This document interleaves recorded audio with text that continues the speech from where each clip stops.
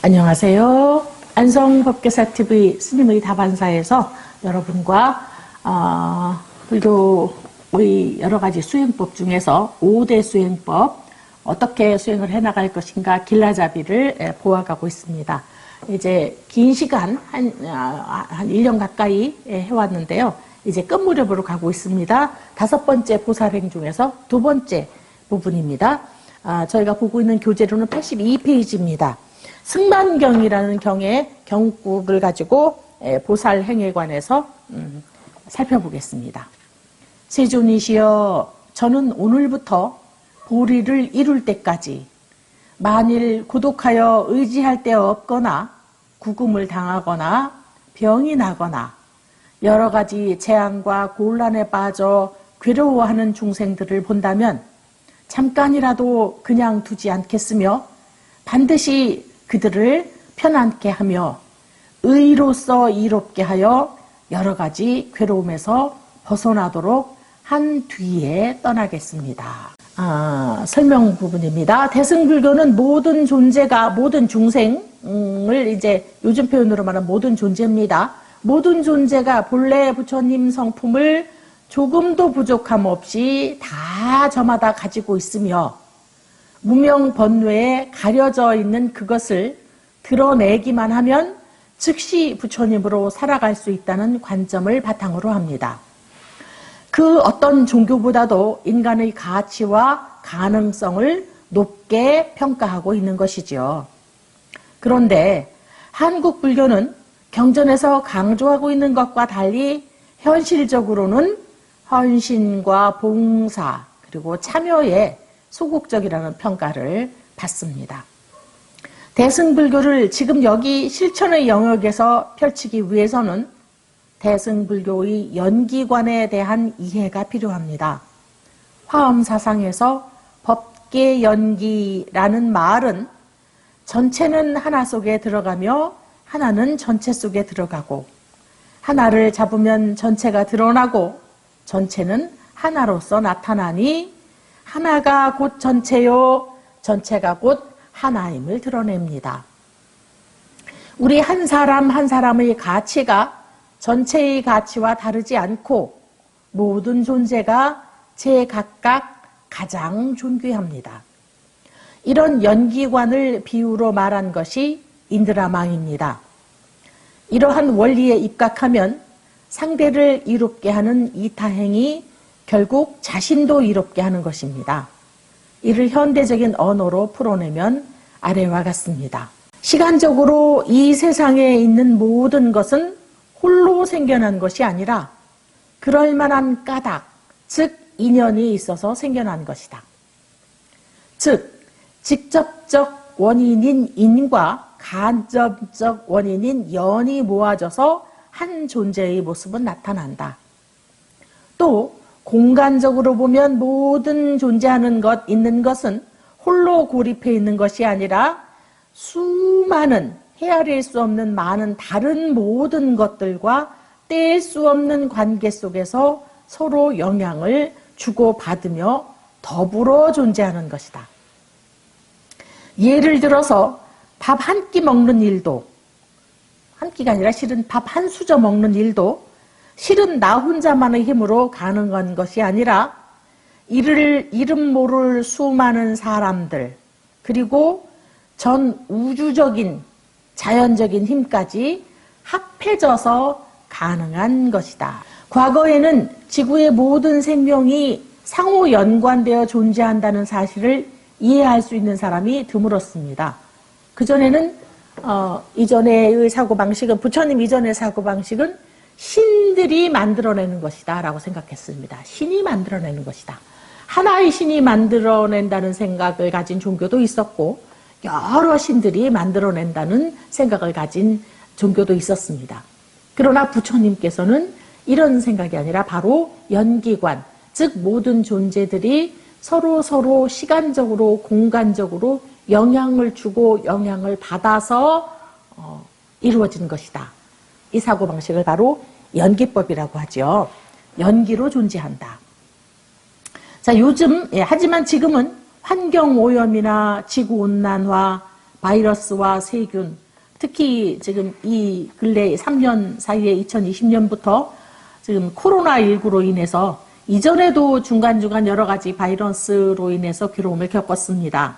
뭐 사스라든지 뭐 있었지만 지금 이 코로나19로 인해서 전 세계가 같은 그런 괴로움을 겪고 있는데요. 그 다음에 지금 곳곳에 지구 곳곳에서 일어나고 있는 테러리즘이라든지 자원의 고갈 문제라든지 경제 위기 등으로부터 자유로울 사람이 존재할 수 없다는 사실을 이제는 누구나 이해합니다. 다만 그 이해의 깊이와 실천의 폭이 다를 뿐입니다. 따라서 현대 사회를 살아가는 대승보살은 보살행의 외연을 확장합니다. 남을 배려하는 것은 보시, 배려해서 다른 이에게 필요한 것을 베풀어주는 것은 보시, 도덕과 사회법을 준수하는 것은 지계, 다른 사람을 이해하고 용서하는 것은 인욕, 이러한 마음을 꾸준히 지속하는 것은 정진, 그리고 바르게 집중하여 행동하는 것을 선정, 이러한 행동을 때와 장소에 맞게 하는 것을 지혜로 볼 수 있습니다. 즉 육바라밀을 현대적인 사회, 현대 사회에서의 사회적인 모습으로 보면 이렇게 해석할 수도 있겠습니다. 사회 문제 전체가 보살행의 대상이 되는 것입니다. 국가의 세금이나 복지 정책까지도 보시 범주에 포함시킬 수 있습니다. 그리고 종무행정이나 포교사업 등을 통해서 불교의 발전을 위해 노력하는 것 역시 큰 보시입니다. 법보시지요. 이러한 보살행을 통해 각양각색의 성향을 가진 대중을 모두 수용할 수 있게 되는 것입니다. 제가 큰 법보시는 아니지만 또 뭐 구독자가 조회수가 많은 것도 아니고 또 제가 아주 강의를 잘하는 것도 아니고 특별히 내용이 훌륭한 것도 아니지만 그래도 작은 것이나마 작은 씨앗이나마 법보시라고 생각해서 유튜브를 열었고 또 유튜브도 법회와 기도라든지 뭐 음식을 하는 것뿐 외에도 제가 스님의 다반사라고 하는 코너를 통해서 제가 평소에 먹고 마시고 읽고 누구를 만나고 하는 것들 중에서 여러분들이 같이 보시면 좋을 만한 것들, 조금이나마 신심을 내시는데 도움이 될 만한 상황은 보여드려야 되겠다라고 생각을 해서 이렇게 제가 특별한 일이 아님에도 불구하고 제가 특별한 법문이나 강의를 잘하는 강사가 아님에도 불구하고 이런 시간을 갖는 것도 바로 법보시의 일환이고 보시의 일환이고 포교의 일환이라고 생각하기 때문에 안 하는 것보다는 나을 것이다 라고 하는 그런 마음으로 해나가고 있는 것이고 여러분께서 잘 보아주시고 여러분의 이해에 도움이 되고 또 여러분의 실천에 도움이 된다면 바로 그것이 공덕이 크나큰 공덕이 되겠습니다. 그 다음에 84페이지에 보살행의 실천 방법 큰 원숭이 본생담이라고 본생담 547개 중에서 하나의 이야기입니다. 부처님께서 전생에 원숭이 모습으로 태어나셨을 때 하셨던 보살행을 수록한 본생담 자타카 스토리라고 합니다. 읽겠습니다. 보살은 전생에 원숭이 우두머리로 태어난 적이 있습니다. 어떤 바라문이 숲속에서 길을 잃고 100길 높이의 벼랑에 떨어졌습니다. 그의 곤경을 본 보살은 불쌍히 여겨서 그를 구해주려고 애를 썼습니다. 결국 그 바라문은 안전한 장소로 올 수 있었습니다. 그리고 나서 탈진한 보살, 즉 원숭이죠. 아무런 의심 없이 바라문의 무릎에서 잠에 빠졌습니다. 그런데 그 바라문은 이렇게 생각했습니다. 이제 바라문이 정신을 차려보니 무릎에 원숭이 한 마리가 잠에 빠져 있는 거죠. 뭐라고 생각을 했느냐? 나는 오늘 아무것도 벌지 못했다. 내가 집에 돌아가면 아내가 화를 낼 것이다. 빈손으로 오느냐고. 만약 내가 원숭이 고기를 가지고 집에 가면 얼마나 기쁜 일인가. 내 아내는 얼마나 즐거워할까. 자, 배은 망덕도 유분수입니다. 배은 망덕도 정도가 있겠지요. 자, 이러한 자기의 영리한 생각에 만족한 바라문은 돌로 원숭이의 머리를 쳤습니다. 잔악한 타격에 피가 사방으로 튀었고 혼미해지고 피로 덮인 채 원숭이는 나무 위로 뛰어 올라갔습니다. 그는 이런 일이 벌어졌다는 것을 믿을 수 없었습니다. 아, 이 세상에는 저런 인간들, 저렇게 배은 망덕한 인간들도 있구나. 그런데 그의 마음에는 표범, 호랑이, 그 밖의 사나운 동물들로 가득한 숲에서 어떻게 저 남자를 안전하게 집으로 보내야 할까라는 생각이 일어났다. 그래서 그는 바라문에게 말했습니다. 지금 당신은 집으로 출발해야 한다. 내가 이 숲을 나갈 길을 당신에게 안내해야만 한다. 그러나 나는 당신을 믿지 못하겠다. 나는 나무에서 나무로 건너뛸 테니 당신은 내 핏자국을 따라오라. 그렇게 바라문은 안전하게 집으로 돌아갈 수 있었다. 간신히 돌로 머리를 쳐서 죽기 직전에 간신히 이제 깨난 거죠. 깨나서 나무 위로 피해 놓고도 그 바라문이 안전하게 집으로 돌아가지 못할 것이 걱정이 됐습니다. 숲에 있는 사나운 동물에게 잡혀먹히거나 할 수도 있기 때문에.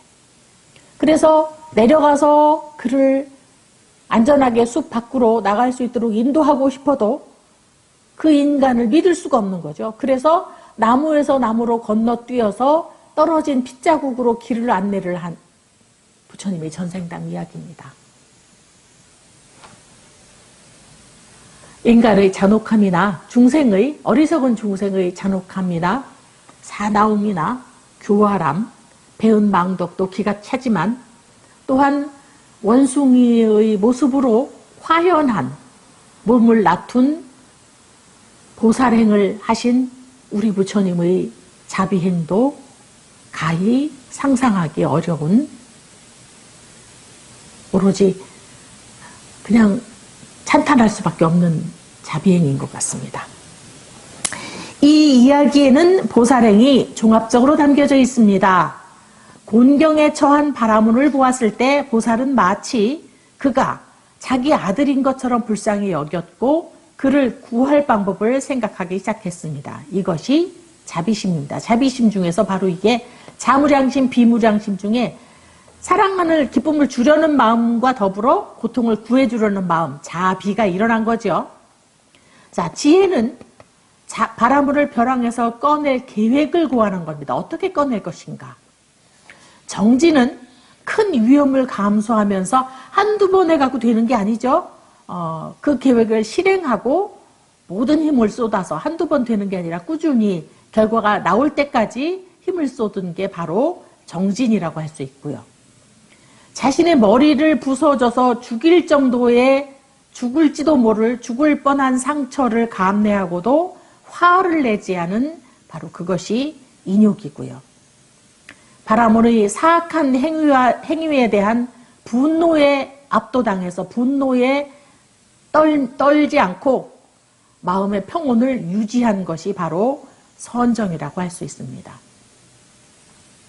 그 깊은 벼랑에서 바라문을 구한 것은 보시이고요.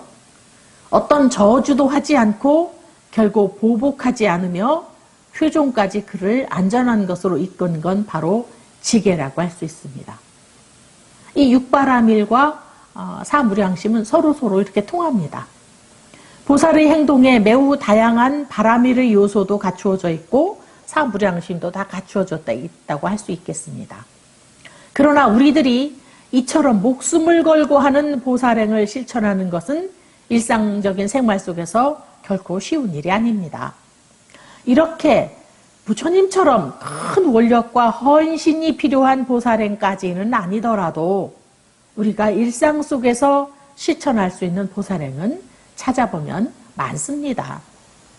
지계, 정진, 선정, 지혜는 앞에서 설명한 계율, 연불, 간경, 참선 등 4대 수행법에 포함되므로 여기서는 보시와 인욕 등 일상생활 속에서 쉽게 실천할 수 있는 보살행을 설명하겠습니다. 그래서 이제 보살행을 개인적 영역의 보살행과 사회적 영역의 보살행, 우리가 개인으로서는 어떻게 보살행을 실천할 것인가, 또 사회적인 인간으로서 어떻게 보살행을 실천할 것인가 이어서 보아 나가도록 하겠습니다.